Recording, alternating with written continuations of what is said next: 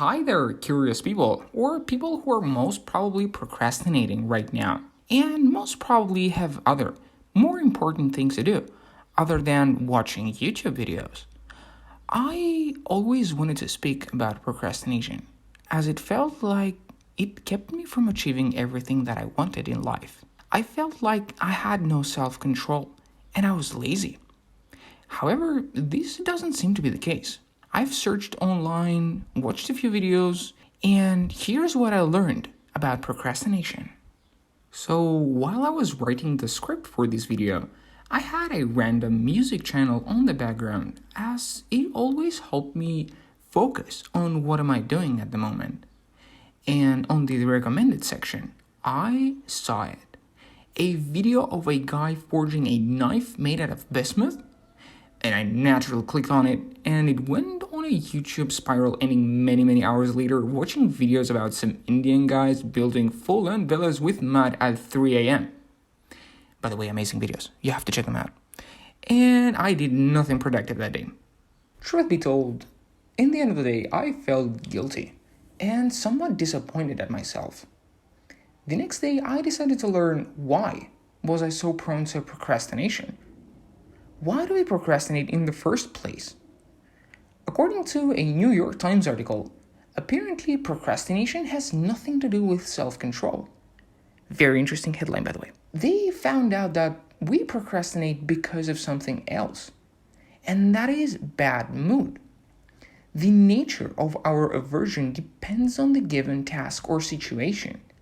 It may be due to something inherently unpleasant with the task itself, having to clean a dirty room, or organizing a long, boring spreadsheet for your work, or having to spend hours to learn a certain subject after school. But it might also be the result of deeper feelings related to the task, such as self-doubt, low self-esteem, and anxiety, or maybe insecurity.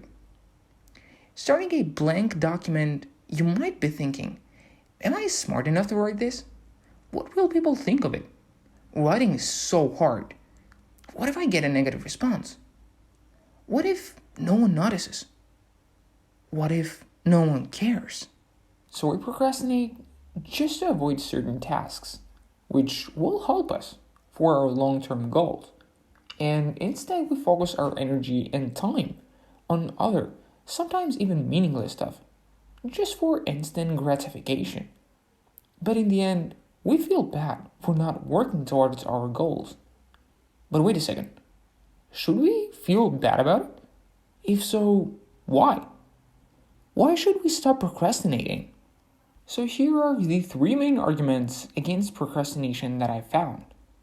Surprise, surprise. The first one is procrastination can make you less productive. When you put off your to-do list, you accomplish less.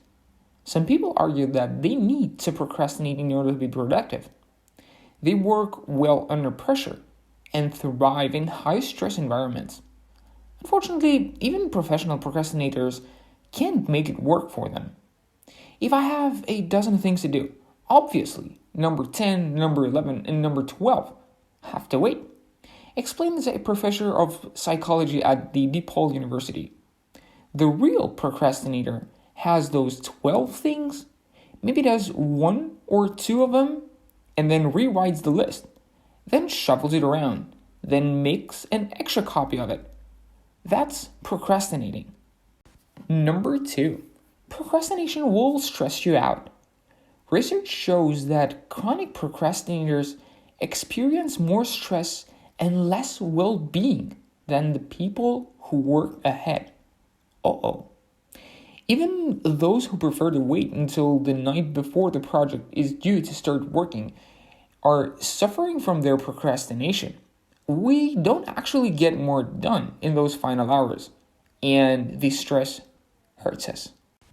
So the third reason that I found online, which made sense to me, is that procrastination is hard on your heart. Psychology scientists of Bishop's University in Quebec found that chronic procrastinators have a higher rate of heart disease, regardless of their age, race, educational level, or other factors. Procrastinators also report more headaches, digestive problems, colds, and flus than non-procrastinators. And if you've ever tossed and turned all night worried about how you were going to get everything done, then you know that procrastinators are also more likely to experience insomnia. Okay, so now we know the consequences of constant procrastination. So naturally comes the question, how do we stop it though? On a few more articles that I found online, I found these 3 methods that would be the most effective on stopping, on a certain level, your procrastination, and hopefully mine too. So the first one is to make the rewards of taking actions immediate. If you can find a way to make the benefits of the long-term choices immediate, then it becomes easier to avoid procrastination. One of the best ways to bring future rewards into the present moment is a strategy known as temptation building. Temptation building is a concept that came out of behavioral economics research performed by Katie Milkman at the University of Pennsylvania. Simply put, this strategy suggests that you bundle behavior that is good for you in the long run with behavior that feels good in the short run. For example, listen to audiobooks or podcasts while exercising. Get a pedicure while processing overdue work emails. Or watch your favorite show while ironing or doing household chores. And the number 2. Make the consequences of procrastination more immediate. There are many ways to force you to pay the costs of procrastination sooner rather than later. For example, if you're exercising alone, skipping your workout next week won't impact your life much at all. Your health won't deteriorate immediately because you missed that one workout. The cost of procrastination on exercises only becomes painful after weeks and months of lazy behavior. However, if you commit to working out with a friend at 7 a.m. next Monday, then the cost of skipping your workout becomes more immediate. Miss that one workout and you look like a jerk. Another common strategy is to use a service like Stick to place a bet. If you don't do what you say you'll do, then the money goes out to a charity you hate. The idea here is to put some skin in the game and create a new consequence that happens if you don't do the behavior right now. And the last one, number 3, design your future actions. One of the favorite tools psychologists use to overcome procrastination is called a commitment device. Commitment devices can help you stop procrastinating by designing your future actions ahead of time. For example, you can curb your future eating habits by purchasing food in individual packages rather than in the bulk size. You can stop wasting time on your phone by deleting games or social media apps. You could also block them on your computer. Similarly, you can reduce the likelihood of mindless channel surfing by hiding your TV in a closet and only taking it out on big game days. You can build an emergency fund by setting up an automatic transfer of funds to your savings account. By the way, very, very highly recommended from my end.